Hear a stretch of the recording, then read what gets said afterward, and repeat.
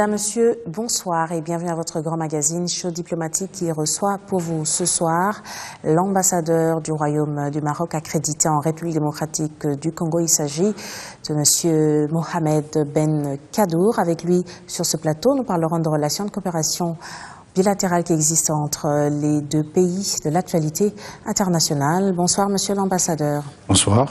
Merci d'avoir répondu à notre invitation. C'est moi qui vous remercie. C'est pour une toute première dans cette émission Show Diplomatique. Vous êtes le représentant diplomatique de Sa Majesté le Roi Mohamed VI, ici en République démocratique du Congo. Vous êtes là depuis 2009, près de 6 ans en République démocratique du Congo. Quels sont nos rapports, quelles sont les relations de coopération bilatérale entre le Maroc et la République démocratique du Congo?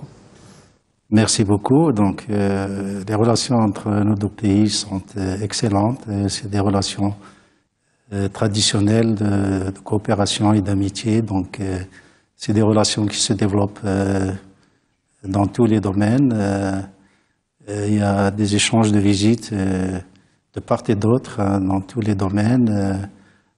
Je dois ici rappeler la visite historique de Sa Majesté le Roi Mohamed VI en 2006. Qui a donné vraiment une impulsion décisive à la relation bilatérale maroco-congolaise. Nos deux pays partagent des valeurs et des intérêts communs. Ils ont toujours été l'un à côté de l'autre dans les moments difficiles. Et il ne faut pas oublier que le Royaume du Maroc a été présent dans les moments difficiles qu'a connu la République démocratique du Congo dans les années 60, dans la crise du Chaba. Il y a eu des contingents marocains. Il y a un contingent militaire marocain qui opère actuellement dans le cadre de la MONUSCO. Donc le Maroc a été toujours présent aux côtés de la RDC, comme la RDC a toujours à côté du Royaume du Maroc pour le soutenir sur les questions intéressant ses intérêts supérieurs. Donc c'est des relations qui se développent, qu'on essaie de renforcer davantage dans tous les domaines, dans le domaine politique, économique, culturel et autres. Vous avez eu l'occasion de souligner la visite du roi du Maroc en 2006. Nous aurons l'occasion d'en parler dans notre entretien. Mais j'aimerais savoir dans quel domaine le Maroc s'active le plus ici en République démocratique du Congo. Bon, les relations maroco-congolaises sont régies par un cadre juridique assez étoffé. Nous avons une panoplie d'accords bilatéraux dans tous les domaines, dans le domaine du commerce, de l'industrie, de la santé, de l'agriculture, de la pêche maritime. Tous ces accords-là ont besoin d'être renforcés, ont besoin d'être mis en œuvre pour pouvoir donner une impulsion. Ils ont besoin d'être concrétisés davantage pour pouvoir aller de l'avant dans le développement du partenariat maroco-congolais dans le domaine économique. C'est vrai que sur le plan économique, les relations sont encore modestes, malgré des missions multisectorielles d'hommes d'affaires marocains. Nous avons organisé, l'ambassade a organisé en partenariat avec le ministère marocain du commerce extérieur des visites, des missions d'hommes d'affaires marocains en République démocratique du Congo. Nous avons organisé une mission en 2010, une mission en 2013. Il y avait une centaine d'hommes d'affaires qui ont participé à ces missions d'hommes d'affaires. Donc c'était une prise de contact. Ils ont rencontré leurs homologues congolais. Ils ont étudié les possibilités de partenariat et d'échanges mutuellement bénéfiques dans tous les secteurs, l'énergie, l'agriculture, la pêche, les produits pharmaceutiques. Donc c'était des prises de contact assez importantes qui ont permis aux deux pays, aux opérateurs économiques des deux pays, de pouvoir explorer davantage les opportunités de partenariat et de relations d'affaires entre les deux pays. Vous parlez d'hommes d'affaires marocains. Est-ce qu'il y a des investisseurs marocains ici en République démocratique? Oui, la présence marocaine est présente sur le marché congolais. Nous sommes présents, il y a des entreprises marocaines qui opèrent dans le secteur minier, donc dans le secteur bancaire. Il y a aussi une banque marocaine qui opère sur le marché congolais. Il y a la Royal Air Maroc en matière de transport aérien. Et puis, il y a d'autres opérateurs qui opèrent dans le commerce, la distribution. Quelles sont aujourd'hui les retombées de l'entente, de l'accord signé le 13 mai de l'année passée 2014 à Marrakech dans le cadre, dans le domaine de l'administration publique, cette coopération bilatérale de l'administration publique entre le Maroc et la République démocratique du Congo? Quelles sont les pratiques stratégiques? C'est un accord qui a été signé à l'occasion de la visite de Monsieur le ministre de la fonction publique de la République démocratique du Congo à Marrakech. Il avait participé à une manifestation qui s'est tenue à Marrakech et il a signé avec son homologue marocain un accord de coopération en matière de modernisation de l'administration de la fonction publique. C'est un accord qui voudrait donner une impulsion à la formation entre les deux pays, à un partenariat entre l'école marocaine d'administration et l'école nationale d'administration publique. Monsieur le ministre de la fonction publique du Royaume était tout dernièrement à Kinshasa, donc sa visite s'inscrivait dans le cadre de la mise en œuvre de l'accord qui a été signé à Marrakech.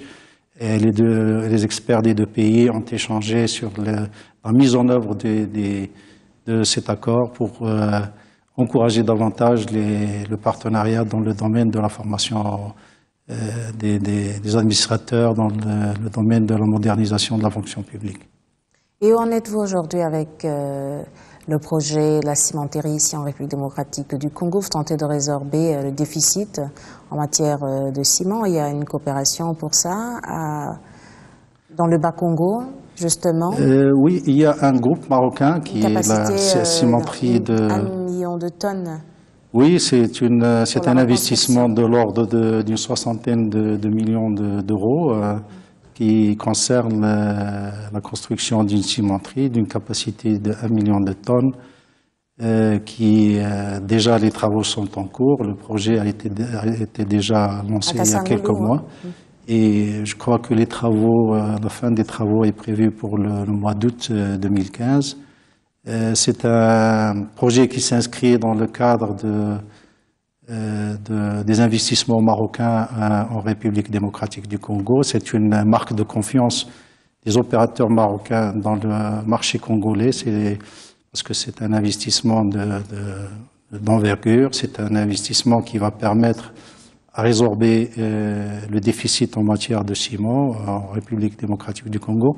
C'est un investissement aussi qui va permettre de créer des emplois, d'assurer un transfert de savoir-faire, parce que les entreprises marocaines sont toujours soucieuses de former les cadres locaux, de former les techniciens. Donc ce projet-là va permettre d'assurer un transfert de savoir-faire des encadrants de l'entreprise en question vers des cadres et des techniciens congolais. Et c'est un projet qui va qui va contribuer à l'industrialisation du pays, comme le souhaitent les autorités congolaises. Très bien, nous allons évoluer dans cet entretien. La visite historique de Sa Majesté le roi Mohamed VI à Kinshasa en 2006 a marqué la population congolaise, surtout dans la mesure où elle a permis de booster les relations diplomatiques qui existent entre Rabat et Kinshasa. Elle a permis de signer plusieurs accords et plusieurs protocoles dans différents domaines de développement économique, technique, social et humain aujourd'hui. Vous évoquiez dans votre introduction cette visite. Aujourd'hui, 9 ans après, quelles sont les retombées de cette visite? Quelles sont aujourd'hui, on peut dire, est-ce qu'on peut cueillir les fruits mûrs de cette visite, effectivement, après avoir signé plusieurs protocoles d'accord? Effectivement, la visite de Sa Majesté le roi a été historique à plus d'un titre, parce qu'elle est intervenue d'abord dans un contexte préélectoral en République démocratique du Congo, parce que Sa Majesté était venue quelques mois avant la tenue des élections de 2006. C'est une visite qui a permis de signer un certain nombre d'accords, notamment en matière de consultation entre les ministères des Affaires étrangères des deux pays, un accord en matière de santé, en matière d'agriculture, de pêche maritime, un accord sur le financement des capacités du laboratoire de l'OCC, l'Office congolais de contrôle. Donc, ces accords-là ont été mis en œuvre progressivement. Donc le laboratoire d'analyse de l'OCC a été équipé de matériel qui a été fourni grâce à l'appui de l'Agence marocaine de coopération internationale.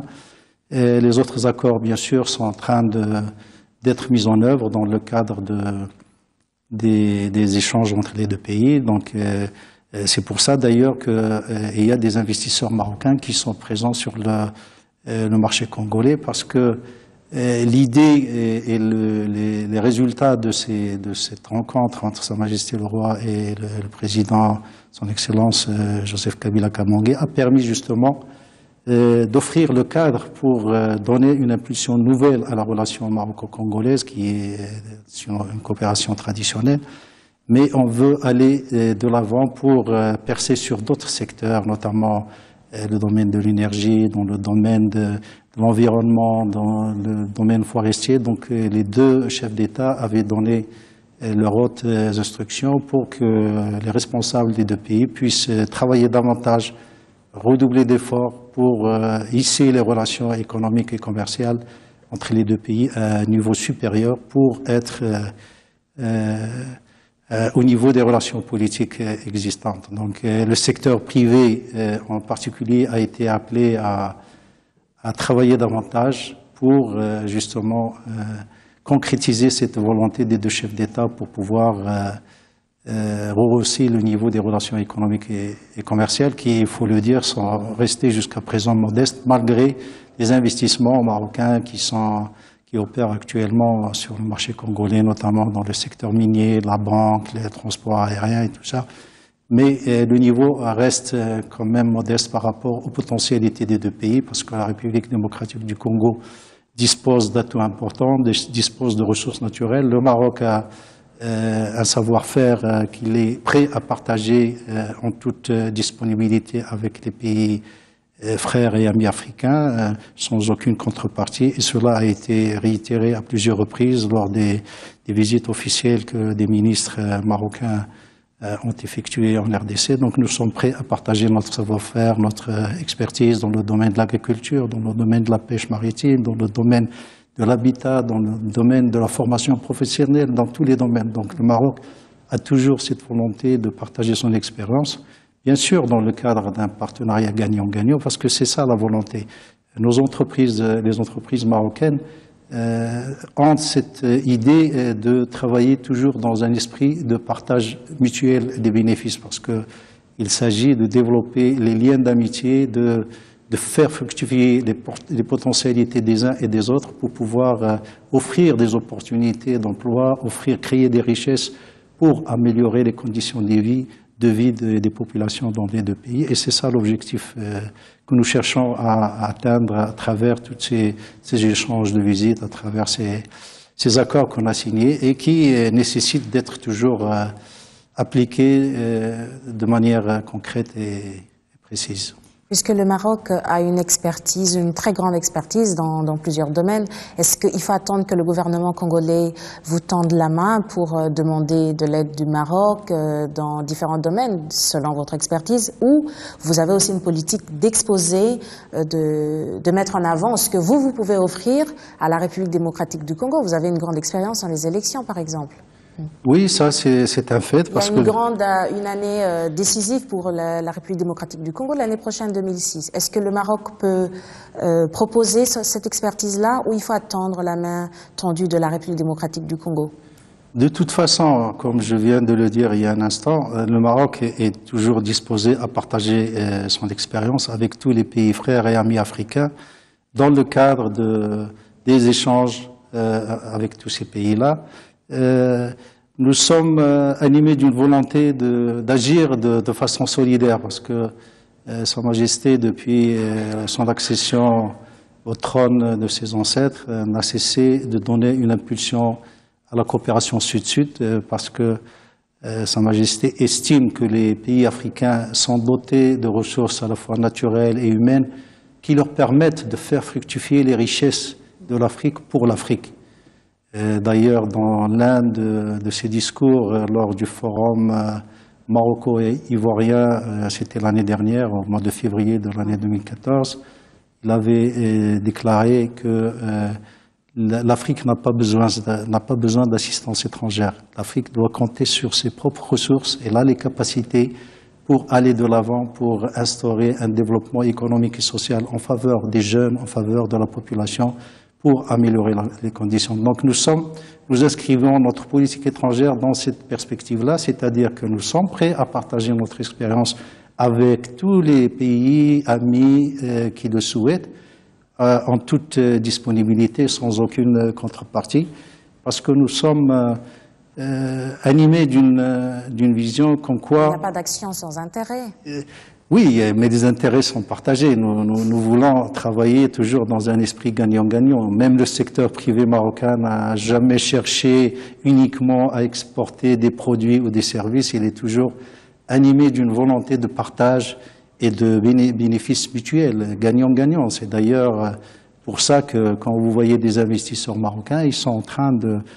bien sûr, ils s'enrichissent, mais ils veulent aussi que la partie congolaise, que les jeunes puissent trouver des débouchés, des emplois, pour qu'il y ait des richesses, pour qu'il y ait un transfert de savoir-faire. Donc c'est un intérêt mutuel. Donc toute personne qui chercherait uniquement son intérêt personnel trouvera des difficultés, mais nos entreprises ont cette longueur d'avance sur d'autres partenaires extérieurs, en ce sens que nous sommes toujours animés d'une volonté de partenariat gagnant-gagnant. Et d'ailleurs, ça a été souligné, les missions économiques et multisectorielles qui ont eu lieu en 2010 et 2013, on a axé notre discours sur la nécessité de partage, de partenariat mutuellement bénéfique, parce que autrement, il ne s'agit pas de développer l'intérêt d'un pays au détriment de l'autre. Donc c'est donnant-donnant, c'est dans un cadre de partage et d'intérêt mutuel. Donc sans ça, les affaires n'auront pas le même bénéfice escompté. Exactement, c'est une question business affaires. C'est gagnant-gagnant, hein, tout à fait. Et quelle est la politique africaine du Maroc? La politique étrangère africaine? La politique africaine du Maroc repose sur un certain nombre de principes fondamentaux, à savoir les liens séculaires, humains, culturels, religieux, commerciaux avec ces pays africains. Il y a une dimension spirituelle assez forte. Donc le Maroc a toujours eu cette vocation de développer ses relations avec l'Afrique dans le cadre de la vision royale pour une coopération sud-sud avec l'Afrique et avec les autres pays d'autres continents. Donc il y a une volonté assez forte de dynamiser la coopération sud-sud parce que nous pensons que l'unité, l'intégration de l'Afrique au niveau régional, au niveau continental est un défi majeur pour tous les peuples et les pays africains. Sa Majesté, depuis son accession au trône, a effectué plus d'une vingtaine de visites officielles dans un certain nombre de pays africains et il a toujours réitéré l'intérêt que porte le Maroc au développement de l'Afrique, à l'unité de l'Afrique, à l'intégration régionale africaine sur le plan économique, social, au niveau du développement humain, bien sûr toujours dans le cadre du partenariat gagnant-gagnant. Il ne faut pas oublier que le Royaume a été l'un des pères fondateurs de l'Organisation de l'Unité africaine. Ouais. Je dois vous rappeler la conférence de Casablanca qui s'était tenue en 1961 et qui a regroupé autour de feu Sa Majesté Mohamed V de grands leaders africains, Modibo Keïta, ouais. Gamal Abdel Nasser, bien d'autres qui ont réaffirmé lors de cette conférence, qui a été le prélude à la création de l'Organisation de l'Unité africaine, qui ont tenu un discours appelant à l'unité et à l'intégration et au développement de l'Afrique. Donc le Maroc œuvre toujours dans cet esprit-là pour assurer et développer l'unité et l'indépendance des États africains et agir vers le développement de l'Afrique dans son ensemble. Parce que nous sommes conscients que l'Afrique dispose de tous les atouts, de toutes les potentialités pour assurer un développement économique et social harmonieux au bénéfice de sa jeunesse, parce que la majeure partie de la population africaine, c'est des jeunes. Donc, qui dit jeunes, ils ont besoin d'emploi, ils ont besoin d'éducation, ils ont besoin de débouchés pour pouvoir avoir une vie décente, un revenu décent et tout ça. Donc, ce sont des défis majeurs qui nous incitent à travailler davantage dans le cadre de cohésion, dans le cadre de l'intégration. On est encore très loin de ces avantages-là.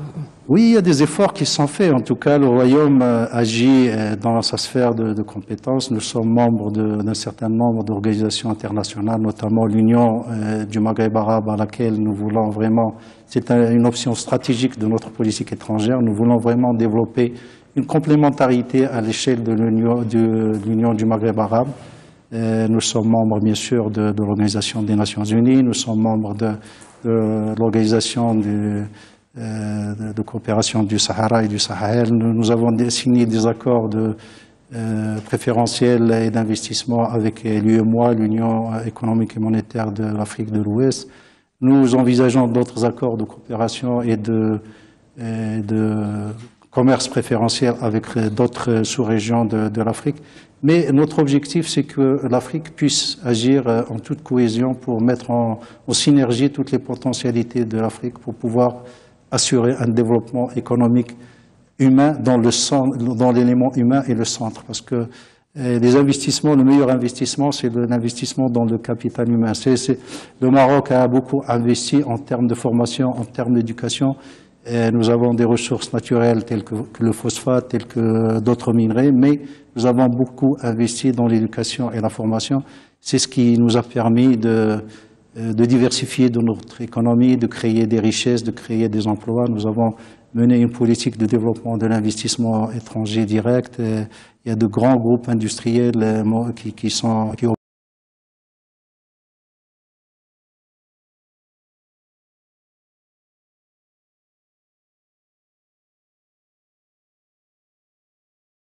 opèrent au Maroc et qui contribuent à la richesse du Maroc, à la création d'emplois.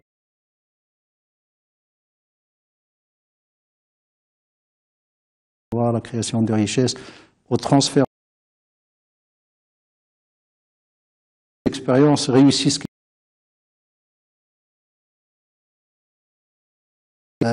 S'inspirer de cette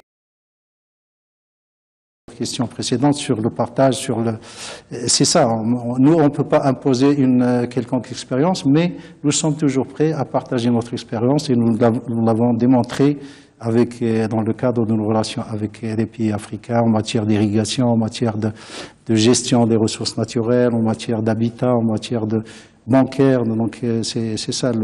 Le Maroc actuellement est présent dans 25 pays, dans plus de 25 pays. Enfin, je parle des investissements privés. Le Royaume est le deuxième investisseur et le premier investisseur en Afrique de l'Ouest. Nos entreprises travaillent dans le secteur des mines, dans la banque, qui travaillent dans le cadre de la gestion de l'eau, de l'électricité, la formation professionnelle. Donc tout cela fait que c'est une politique qui obéit à notre vocation africaine. Le Maroc est un pays africain par excellence.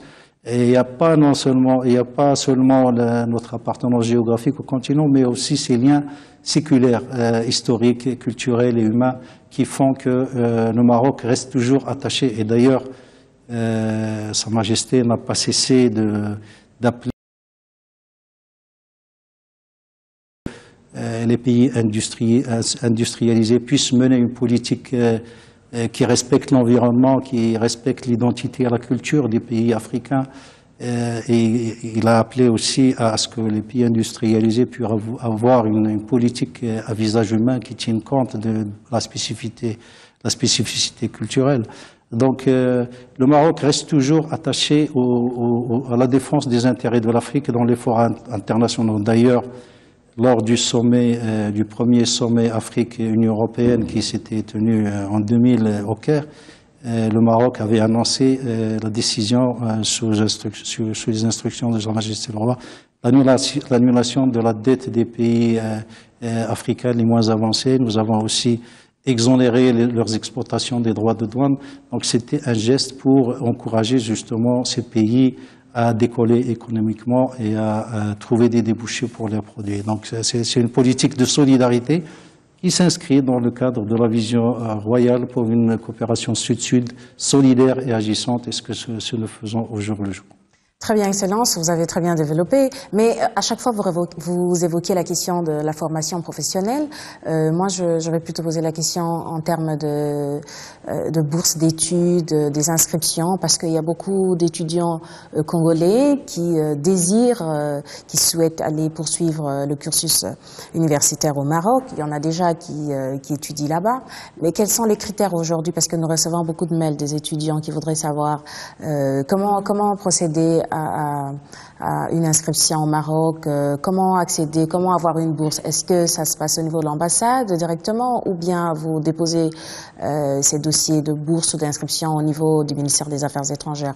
Comment cela est procédé? À ce sujet, je dois vous dire que le Royaume poursuit une politique de solidarité agissante avec les pays africains.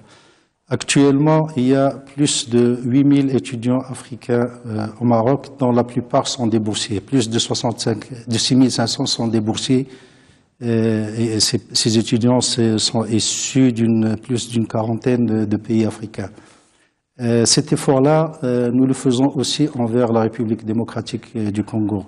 Chaque année, le Royaume met à la disposition du gouvernement de la République un quota de bourses qui est quelques dizaines de bourses officielles qui concernent à la fois les études supérieures et les études post-universitaires. Ce quota, nous le mettons à la disposition du gouvernement qui choisit les étudiants en fonction des critères et en fonction aussi des filières que le gouvernement souhaite développer. Donc, ces étudiants sont choisis par le ministère de l'Enseignement supérieur.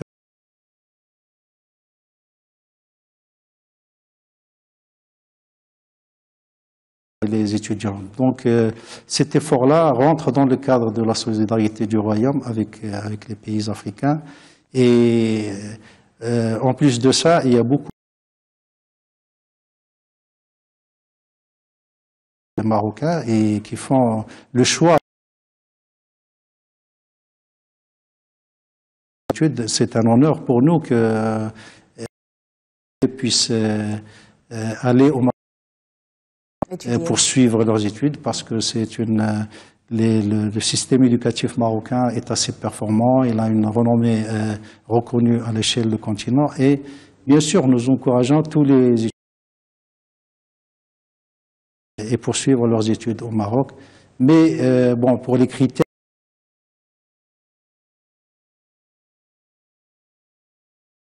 bourse à la disposition du gouvernement et c'est lui qui fixe les critères pour le choix. Bien sûr, on choisit les meilleurs, donc c'est ça. Et on choisit aussi les filières pour lesquelles le gouvernement souhaite donner la possibilité aux étudiants pour se former. Depuis 1990 jusqu'à nos jours, au Maroc, dans le domaine de l'administration, de la gestion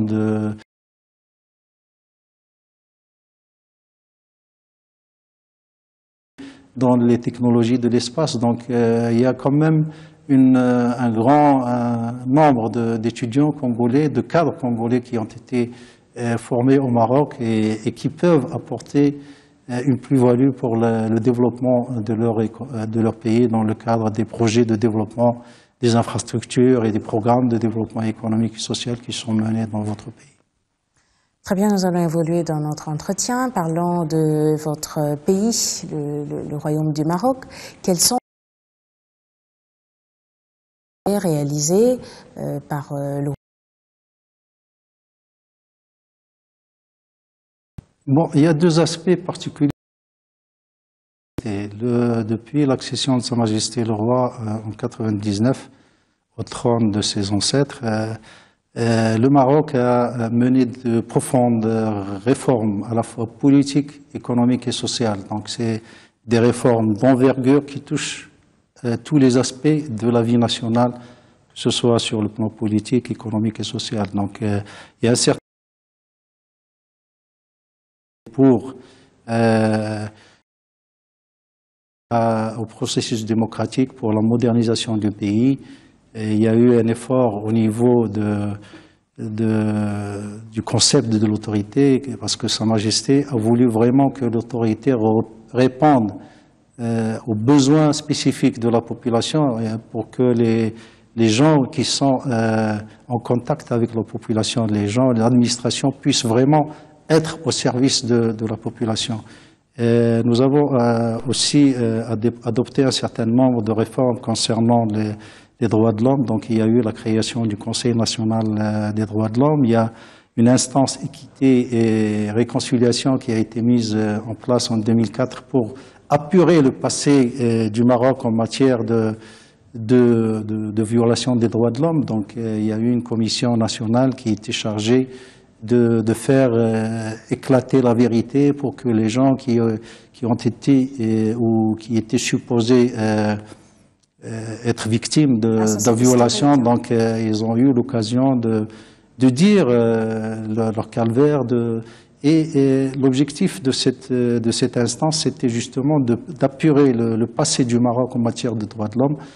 Donc cette commission s'est penchée pendant plusieurs années sur tous les dossiers de violation des droits de l'homme, et il y avait un canevas de travail qui, au-delà de l'éclatement de la vérité, pour l'indemnisation et pour la réparation au niveau de la réinsertion sociale, l'indemnisation des victimes et tout ça.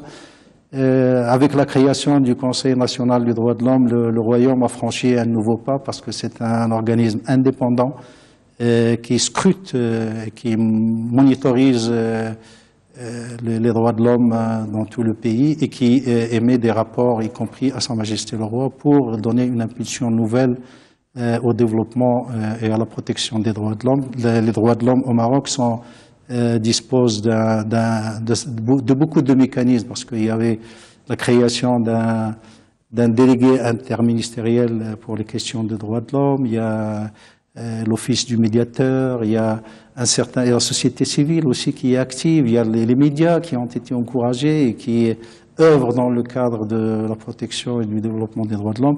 Il y a aussi l'initiative, ce qu'on appelle l'initiative nationale des droits de l'homme, qui est une initiative lancée par Sa Majesté en 2005, qui a pour objectif de lutter contre la précarité, contre l'exclusion sociale, pour lutter contre la pauvreté, aussi bien au milieu rural que dans les projets qui visent à assurer un revenu décent à toutes les couches défavorisées de la population, que ce soit au milieu rural ou au milieu urbain, de façon à leur donner un revenu décent, à leur offrir l'occasion pour vivre une vie décente.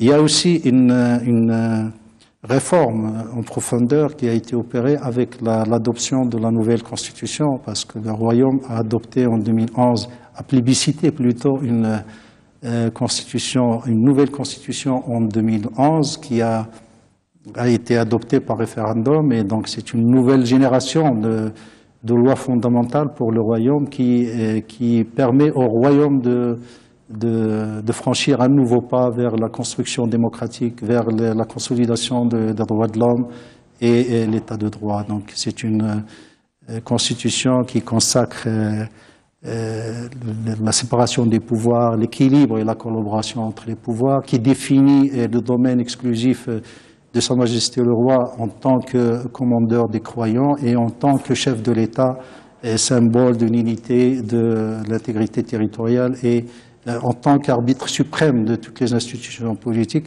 C'est une constitution aussi qui érige les droits de l'homme en tant qu'instrument pour mener une politique qui consacre pleinement la défense des libertés fondamentales.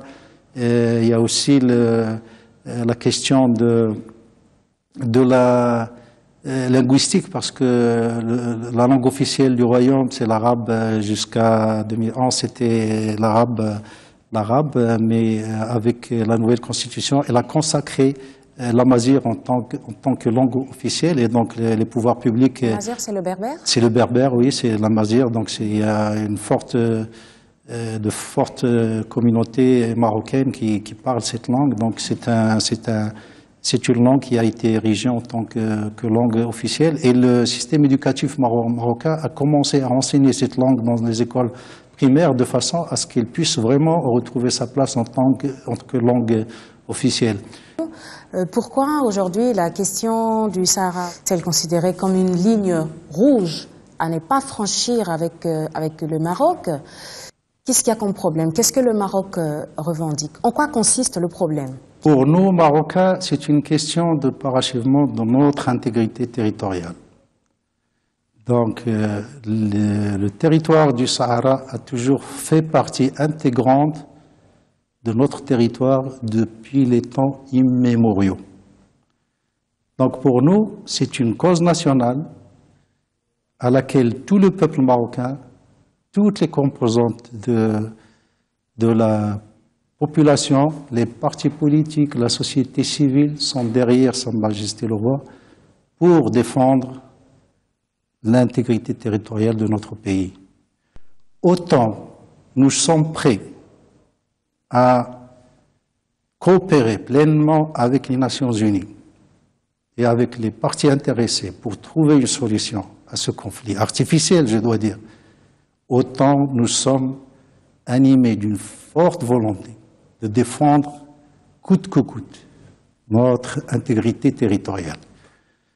Je dois vous dire et vous rappeler un peu d'histoire pour connaître, pour situer un peu ce conflit artificiel. Je vous en prie. Qui a été créé de toutes pièces par les adversaires de notre intégrité territoriale. Qui sont les adversaires? Je ne vais pas citer de nom, mais vous savez de quoi je parle. Donc je reste optimiste et nous nous fermons. Le royaume ne ferme pas la porte.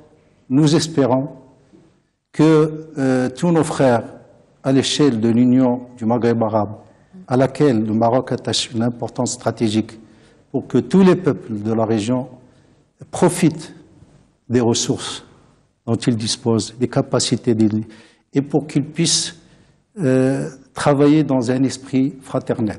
Donc le Maroc reste toujours ouvert et sincèrement disposé à travailler dans cet esprit. Le royaume a fait l'objet d'une triple colonisation.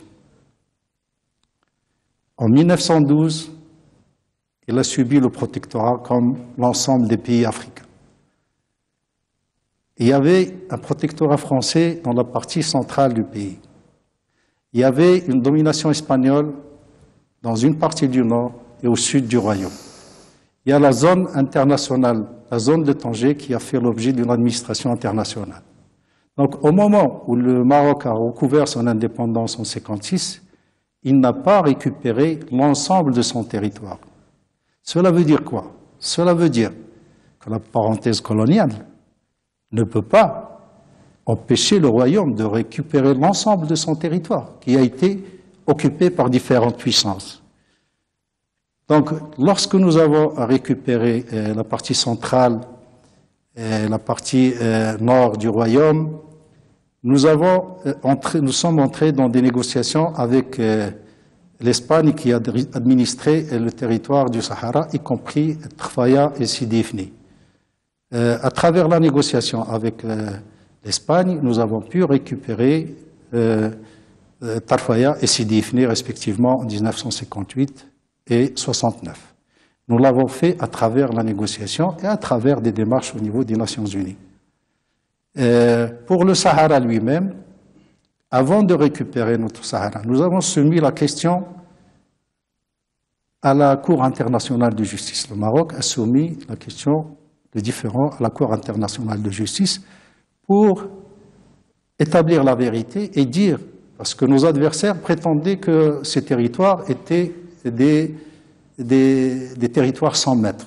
C'est ça la prétention de nos adversaires. Mais nous, c'est ce qui est dit aujourd'hui. Hein. Oui, mais cela ne reflète pas la vérité parce que la CIJ a dit le droit dans un arrêt consultatif en 1975.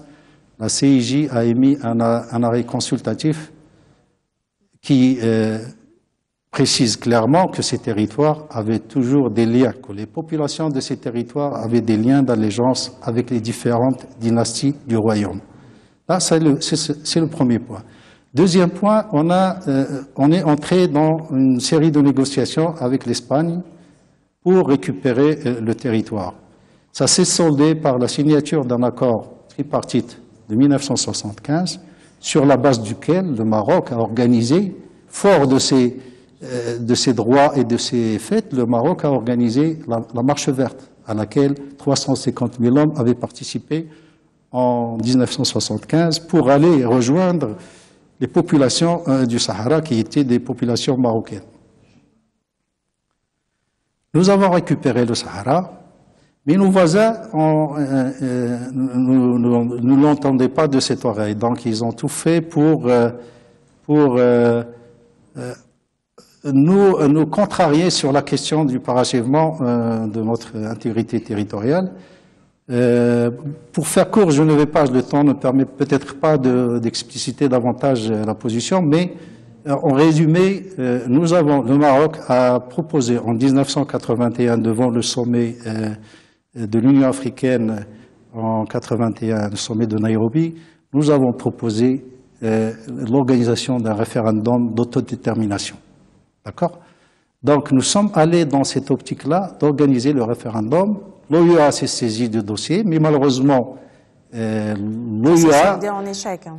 Ça s'est soldé. La médiation africaine de l'Organisation de l'Unité africaine a été un échec. Pourquoi? Parce qu'ils ont admis en toute illégalité la pseudo-race. Et vous vous êtes retiré de cette organisation? Nous nous sommes retirés en 1984 de l'organisation et par solidarité, je dois le souligner ici, la République démocratique du Congo, en signe de solidarité avec le Maroc, a suspendu sa participation et sa qualité de mes pays membres à l'OUA.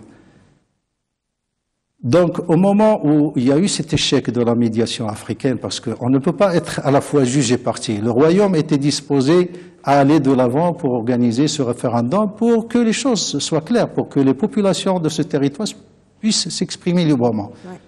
Donc, au moment où il y a eu cet échec, c'est les Nations Unies qui se sont saisies du dossier. Donc, le secrétaire général et ses envoyés spéciaux, ses envoyés personnels, on s'est acheminé vers une autre optique. Et c'est après ça que les partis ont accepté le principe que l'Organisation des Nations Unies puisse se saisir de ce dossier, puisse œuvrer pour trouver une solution à ce dossier. Donc, il y a eu différents plans de paix qui ont été proposés, y compris... Mais ça se solde toujours en échec. Tous les accords du Conseil de sécurité n'arrivent pas à trouver un compromis entre cette question du Sahel, le Maroc et tous les pays voisins.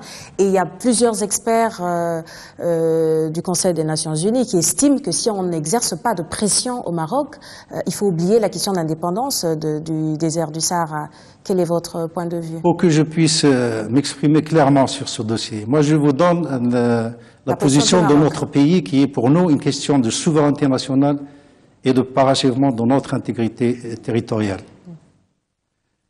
Donc au moment où les Nations Unies se sont saisies du dossier, on est allé vers la coopération avec le secrétaire général des Nations Unies et son envoyé personnel, ces différents envoyés personnels qui se sont succédés depuis 1986.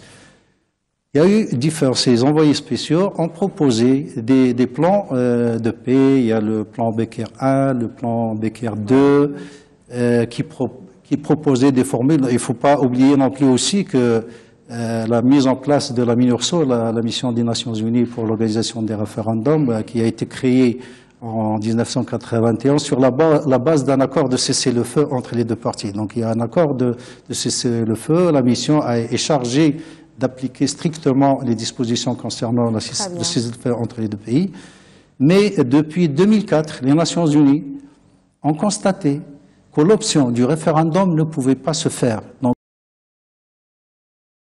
opter pour une solution politique. Pourquoi? Parce que le Maroc était, c'est lui qui avait proposé d'ailleurs le référendum, et il était prêt à aller vers la solution. Mais compte tenu de la complexité de l'identification du corps électoral, parce qu'il y avait des divergences, l'autre partie refusait à des composantes importantes sahraouis l'appartenance au corps électoral. Donc les deux parties on n'est pas arrivé à identifier le corps électoral.